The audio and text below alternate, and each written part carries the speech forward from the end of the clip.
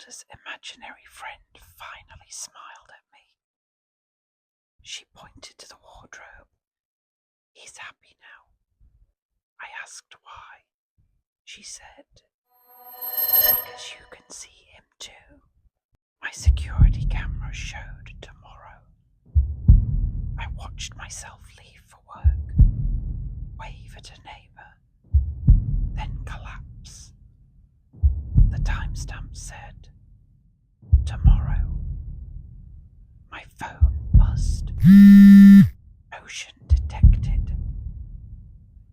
Outside my front door. If your baby starts laughing in the middle of the night, make sure they're actually home first. At 2:17 a.m, Naomi woke to soft giggling coming from the baby monitor. She smiled sleepily before suddenly sitting upright. Her daughter Elsie wasn't there. She was spending the weekend at her grandparents'. The laughter continued.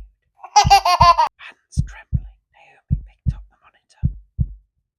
The nursery appeared empty, except for the moonlight shining through the curtains. Then she noticed it. A tall figure standing beside the crib, slowly rocking it. The figure's head suddenly tilted toward the camera. Its face was impossibly pale. Then it whispered, "Where is my baby?" The monitor burst into static. At that exact moment, the nursery door downstairs slowly. The villagers said the forest protected them, but they never said what it wanted in return. When Theo moved to the village, everyone seemed unusually friendly. Their crops flourished despite the harsh weather. One evening he noticed the entire village carrying lanterns into the woods. Curious, he followed. Beneath an enormous twisted oak tree, the villagers laid tiny wooden toys and flowers on the ground. "What is this?" Theo whispered. An old man looked at him sadly. "An offering." "For what?" The old man stared into the darkness. "So it forgets." A low groan echoed through the trees. Then came the sound of children crying. Dozens of voices. Theo's blood ran cold. The villagers immediately extinguished their lanterns. A tiny hand slipped into Theo's. A small voice whispered, "We've been waiting for someone to hear us." Never trust old photographs, especially when they begin to change. Declan found a dusty school photograph hidden inside his attic. The date read 1986. Yet there he was, standing in the front row, smiling. Declan had been born 10 years later. His hand shook. On the back someone had written, "Welcome back." That night he dreamed of sitting in an old classroom. All the children stared at him silently. Their teacher smiled. Perfect attendance. He awoke sweating. Mud covered his shoes. And beside his bed sat another photograph. This time all the children had vanished. Only Declan remained. The date beneath read, July 2026. If your reflection ever moves before you do, run. Mara hated the antique mirror left behind by the previous tenant. Every night she felt as though someone was watching her. One evening she paused while brushing her hair. Her reflection continued brushing. One stroke later, Mara slowly lowered the brush. The reflection smiled. She hadn't. Terrified, she stepped backward. The reflection raised its hand and pressed it against the glass, then mouthed, "Don't let her in." A knock sounded at the apartment door. Mara looked through the peephole. A woman stood outside, identical to her, smiling. Children always know when something else is playing with them. 3 cousins were playing hide and seek in their grandma's old house.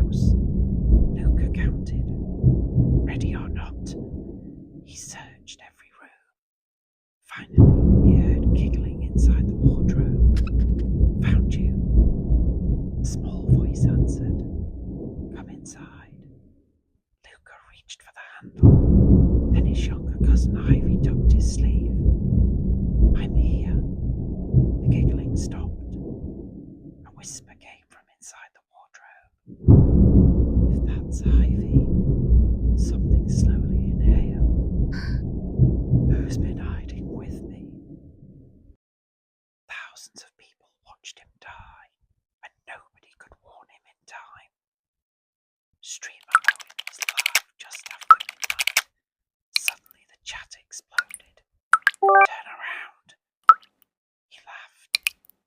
More messages flooded in. "Behind you." A donation appeared. Smiling. Owen nervously looked behind him. Nothing. People began leaving the stream. Others were posting crying emojis. Confused, Owen replayed the footage. His blood froze. Every time he turned around, a pale man had been standing directly behind him. The figure only vanished whenever Owen looked. The stream suddenly disconnected, yet his webcam light remained on, and someone quietly whispered from the darkness, "Read the chat. If your child wakes you in the middle of the night, listen carefully to what they say."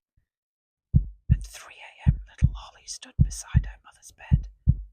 "Mummy, someone's asleep in my room." Leanne sighed. "You've had a nightmare." "No." Holly's lip trembled. "Someone is in my bed."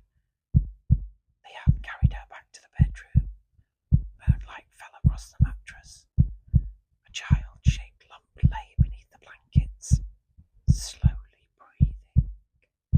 Leanne froze. Then the shape suddenly flattened. There was nobody there. A tiny voice whispered from beneath the bed, "She's talking about the one in the wardrobe." The hidden camera wasn't there to watch him.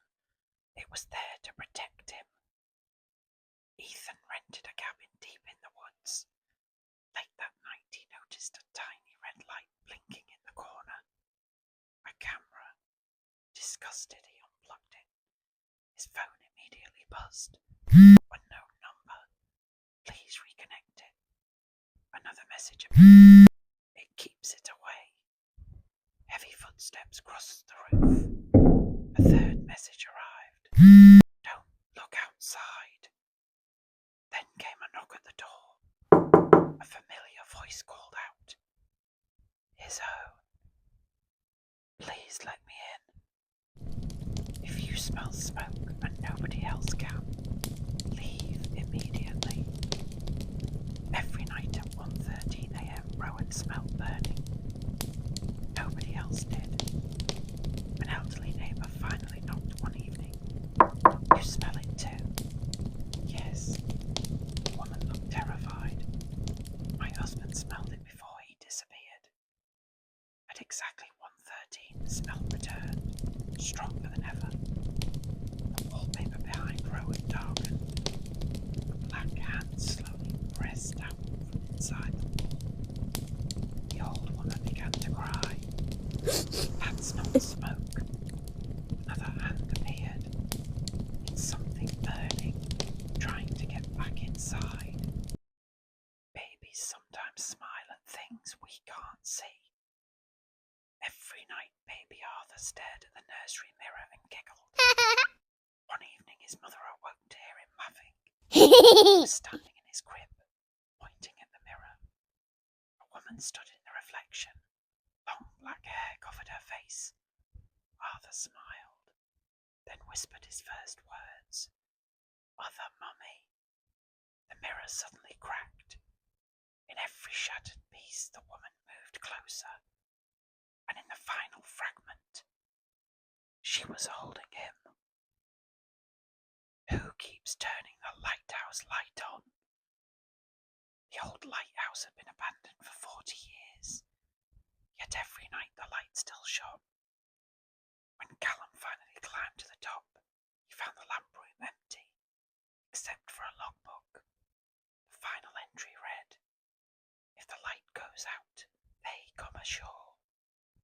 foghorn suddenly sounded below. Then another. Callum looked out to sea. Hundreds of figures stood motionless in the water, watching the lighthouse. The light flickered. All the figures took one step forward. The little boy at the front door looked harmless until her phone alerted her he was standing somewhere else too. At 2:43 a.m., Imogen's phone alerted her that someone was at the front door. The camera showed a little boy, barefoot, soaking wet.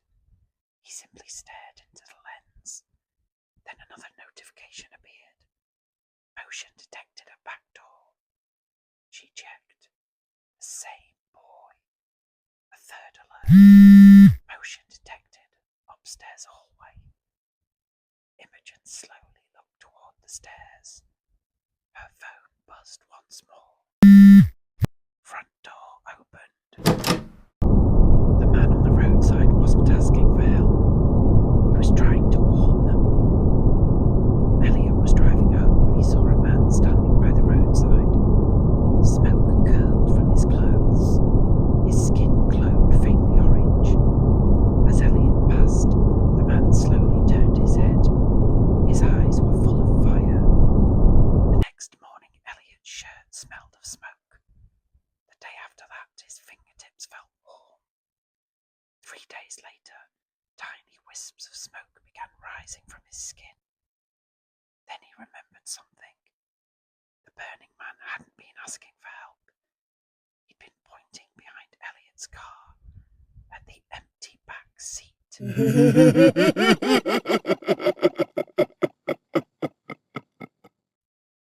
villagers had only one rule: never look into the well after sunset. When tourist Lara visited, she ignored the warning. At the bottom she saw only darkness. Then a face slowly emerged. Her own. It smiled. Finally. Hands grabbed her shoulders from behind. The villagers dragged her away, screaming. An elderly man looked pale. You looked too long. What happens now? He stared at her sadly.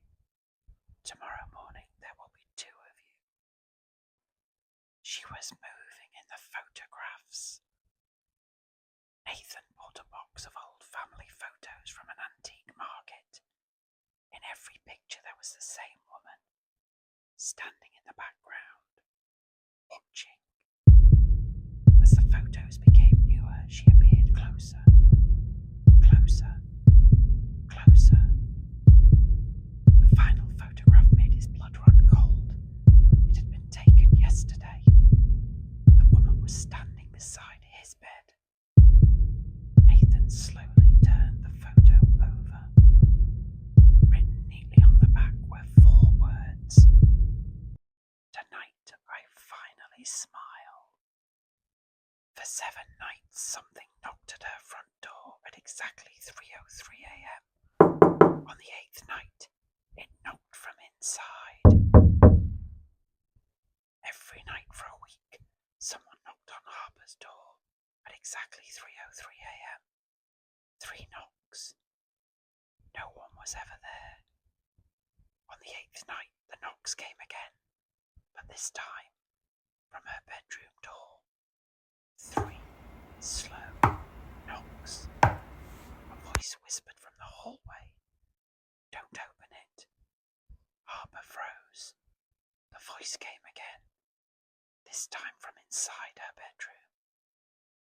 "Please don't open it." He saw children laughing in the park at midnight. The problem was, the playground wasn't there anymore.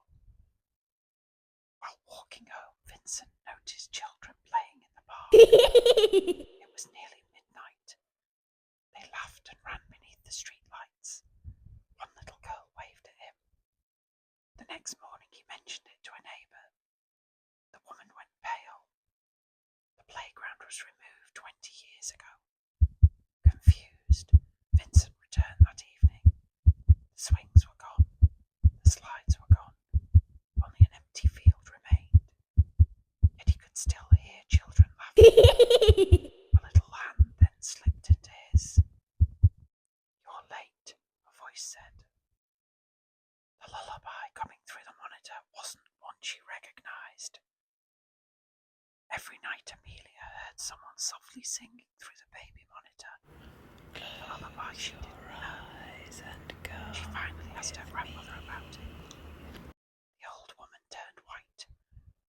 "My mother used to sing that when, before the fever took all her children." That night Amelia unplugged the monitor.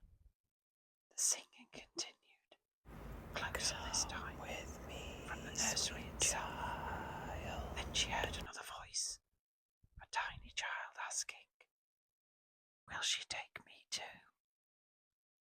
She wished she never pressed play.